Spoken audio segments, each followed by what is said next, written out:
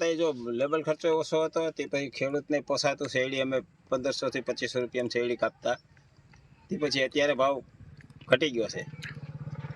શેરડીમાં એટલે પછી આ મજૂરનો લેબર ખર્ચો વધી ગયો છે એટલે રાબડાને કાંઈ અમારે પોસાય નહીં રાબડામાં રકમથી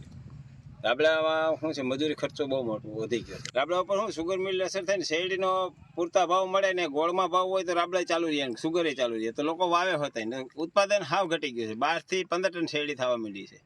અને ખેડૂત નથી વાવતા શેરડી પછી તો શું કરે 1000 રૂપિયા ટન પીલાતી અત્યારે 1500 રૂપિયા 1700 રૂપિયા ટન મેન્ટેનન્સ ખર્ચો આવી ગયો સવારે નહીં ફાયદો રહે ગોળમાં ભાવ રહે તો નકર ફાયદો રહે નહીં ખેડૂતને ફાયદો હોવો જોઈએ આપણે ખેડૂત જ છે આપણે એવું નથી કે કોઈ મિલ માલિક જ છે ફાયદો બેને બેતર રહે ને તો બધાને પોસાય પાક વિશે એવું છે કે આ સુગર મિલ છે સુગર ફેક્ટરી જ્યારે ચાલતી હતી ત્યારે કંઈક ભાવ સારા મળતા હતા ને એ બંધ થઈને શેરડી વાવ્યા પછી રોગે એવા મટી ગયા આવવા વીઘે જ્યારે સુગર હાલતી ત્યારે 20 ટન શેરડી ઉતરતી હતી તો અત્યારે 5-7 વધીને 10 ટન શેરડી ઉતરે છે અને હવે આ રોગે બહુ આવે છે પણ અમારે જોઈતા પૂરતા ભાવ આવે તો અમને પોહાય આશા રાખી છે જો 4000 થી હેઠ આવે તો અમને નહીં પોહાય એનું કારણ કે આ ખર્ચા વધી ગયા ને શેરડીનો ઉતારો ઘટી ગયો છે ઉતારો કેમ આવે કુદરતી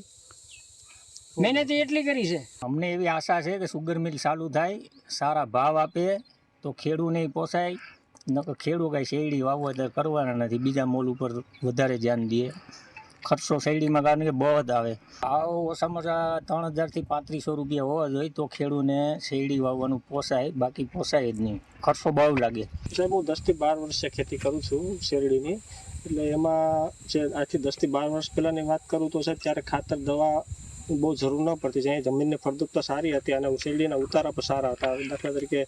20-22 ટન જેવા શેરડીના ઉતારા હતા અને અત્યારના સમયમાં જોઈએ તો ઉતારા 50% જેવા થઈ ગયા છે 10 થી 12 ટન માન ઉતરે છે એની સામે દવા ખાતર બધા જેવા ખર્ચા લેબર ખર્ચ બધે વધી ગયો છે અત્યારે સુગર મિલ ભાવ 3400 ની આસપાસ બાયરા છે લેબર કટિંગ સાથે પણ થોડીક એમાં સ્પષ્ટતા કરે તો સારું કહેવાય અને થોડુંક તમને કહું ને કે સાહેબ હવે